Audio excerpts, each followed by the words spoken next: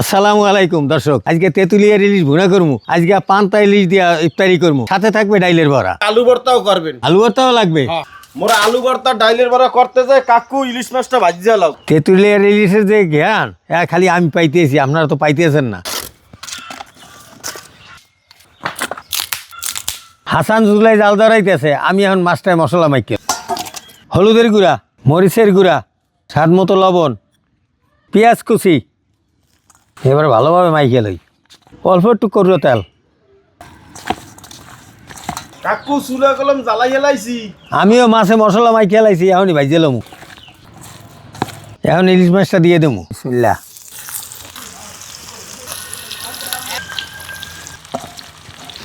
কি খবর? আমরা যে রোজাদার, হ্যাঁ কি তোমার সহে পড়ে না? আমরা তো ছোট দেখে সহে পড়ে না। ছোট দেখে সহে পারে নাই না, আজও পান্তা ইলিশ করতে আছি, কলিজে ঠান্ডা হয়ে যাইবে। তোমরা রোজা রইছো না? হ্যাঁ রোজা রেখে কলজে একা ভুগে গেছে। ঠিক আছে, তাইলে এখন রান্না বাড়া করো, আমরা গেলাম খেললাই। দর্শক এক সাইড উল্টেই দিছি, এই যে এইভাবেই আমি ভাজিয়ে নেবো মাছগুলো সব। খাঁটি সরিষার তেলে ইলিশ মাছ ভাজতে আসি, ইফতারিতে যে কি মজাটাই হইবে বুঝতে পারতেছে। এবার আমার তো মাছ ভাজা হয়ে যাইতেছে, তোমরা আলু ছিললে তাড়াতাড়ি ভর্তাটা বানাই খেলাও। আগেকার মানুষেরা যেমন আমাদের বাপসাচারা, তারা দাদারা, এরা পান্তা ভাত দিয়েই কিন্তু ইফতারি করতো। দর্শক ডাইলের বড়াটা কিন্তু বৌমায় বানাইতেছে, এরা খাইবে না, হেরাও কিছু করিয়ে দেব। মাছ কিন্তু প্রায় ভাজা হয়ে গেছে, মাছটা ভাজা হয়ে গেছে, এখন উঠেই খেলাম। এই আলুটা মধ্যে হেলাও। দর্শক ইলিশ মাছ ভাজা হয়ে গেছে, এখন আলু ভর্তাটা আমি করিয়ে লাই।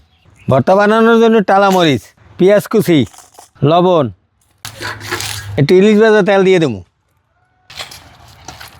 এখন আলুর লাগে মরিচ ভর্তাটা মিলেই লো। দর্শক রান্না তো করা হয়ে গেছে, এখন সবাই ইফতারি করার জন্য বলছি, তো এখন সবাই আস্তে আস্তে বাড়িয়ে দিতে থাকি। বিসমিল্লাহ। পান্তা ভাত লইছি, এখন মাছ দিয়ে দিই। হাসান শরবত লাও। দর্শক সব কিছু নিয়ে নিছি, এখন শুধু আজানের অপেক্ষা করতেছি।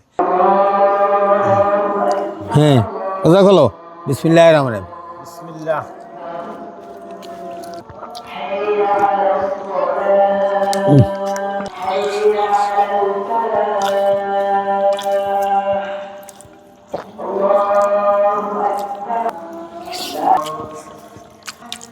তেঁতুলিয়ার ইলিশ দিয়ে আর পান্তা ভাত দিয়ে ইফতারি করতে থাকি।